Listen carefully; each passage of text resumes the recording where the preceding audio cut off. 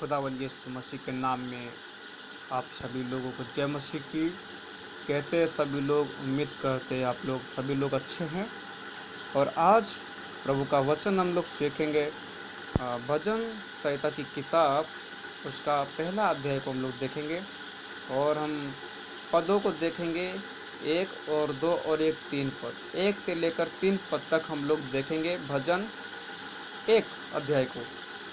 यहाँ पर लिखा है प्रियो, यहाँ पर लिखा है, क्या ही धन्य है वे पुरुष जो दुष्टों की युक्ति पर नहीं चलता और न पापियों के मार्ग में खड़ा होता है और न ठट्ठा करने वालों की मंडली में बैठता है, परंतु वह तो यहोवा की व्यवस्था से प्रसन्न रहता है और उसकी व्यवस्था पर रात दिन ध्यान करता रहता है। वह उस वृक्ष के समान है जो बहती नालियों के किनारे लगाया गया है और अपनी ऋतु में फलता है और जिसके पत्ते कभी मुरझाते नहीं, इसलिए जो कुछ वे पुरुष करे वे सफल होता है।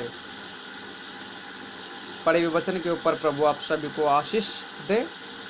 और यहाँ पर जो हम सीखते, प्रभु का भय मानने वाला व्यक्ति है ना, प्रभु का भय मानने वाला व्यक्ति, क्या ही धन्य है वो पुरुष। और मैं इसको ऐसे पढ़ता हूँ, क्या ही धन्य है वो पास्टर, वो विश्वासी जो दुष्टों की युक्ति के ऊपर नहीं चलता है। मैं इसको ऐसे पढ़ रहा हूँ, और ना पापियों के मार्ग में खड़ा होता है और ना ठट्ठा करने वालों की मंडली में बैठता है। वो पास्टर, वो विश्वासी धन्य है जो ऐसी बुराई के मार्ग पर नहीं जाता है। और 2 वचन में लिखा है, परंतु वह तो यहोवा की व्यवस्था से प्रसन्न रहता है और उसकी व्यवस्था पर रात दिन ध्यान करता रहता है।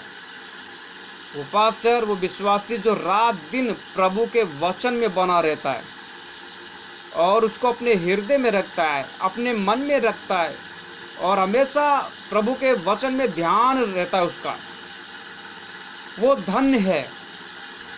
ऐसा व्यक्ति धन्य है प्रियो।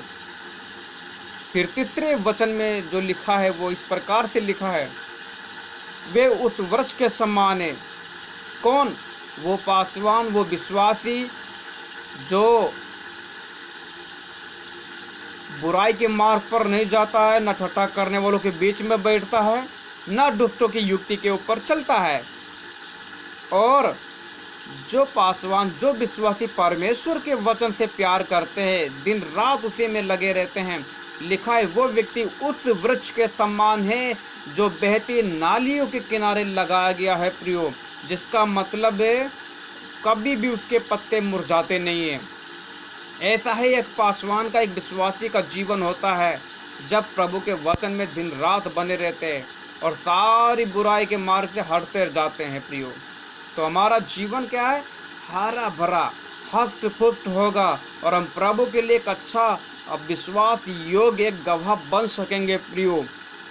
और फिर लिखा है, जो कुछ भी है ना, जो कुछ भी वो व्यक्ति करता है वो सफल होता है और अपनी ऋतु में फलता है ना। जब समय आएगा तो वो अपनी ऋतु में फल भी लाता है ऐसा व्यक्ति, है ना। जो भी करो आप, उसका फल आपको निश्चय मिलेगा प्रभु में। हालेलुया। आपकी सेवा, आपकी काम, आपके दान, आपकी संगति कभी भी व्यर्थ नहीं जाएगी। आपका प्रचार जो हम करते हैं कलीसिया में, ये व्यर्थ नहीं जाएगा। बस हमें और आपको प्रियो दिन रात प्रभु के वचन में बने रहने की जरूरत है, उसको ध्यान रखने की जरूरत है। वचन में लिखा, व्यवस्था की ये पुस्तक तेरे चित्त से कभी दूर न जाने पाए।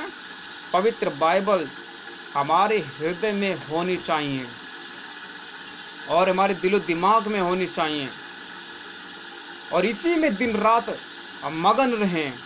इसके बाहर हमारा जीवन ना हो, इसी के अंदर हमारा जीवन हो। ऐसा व्यक्ति फलवंत होता है। ऐसा व्यक्ति आशीष जिसको भी देगा वो आशीर्वाद लगेगा, वो आशीष उसको लग जाएगी प्रियो।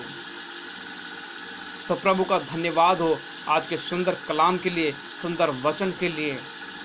अगर हम चाहते हैं, हम सब फल लाना चाहते हैं, हम सब हर काम में चाहते हैं हम सफलता पाएं, तो प्रियो हमें इन वचनों का पालन करने की ज़रूरत है। आप सभी को जय मसीह की। प्रभु आप सभी को आशीष और बरकत दे।